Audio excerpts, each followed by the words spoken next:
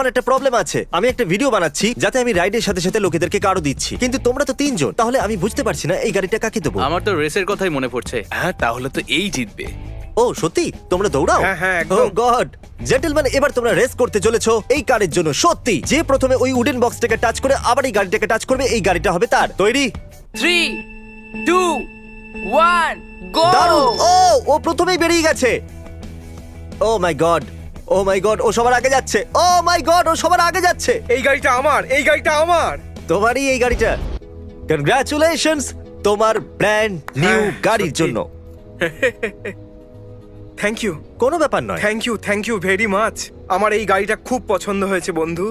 Thank you guys so much. ঠিক আছে, thank you. তাহলে আমি যাচ্ছি আরো গাড়ি বিতরণ করতে। তাহলে এটা নিয়ে কি করব? এটা তো তোমার, ড্রাইভ করো।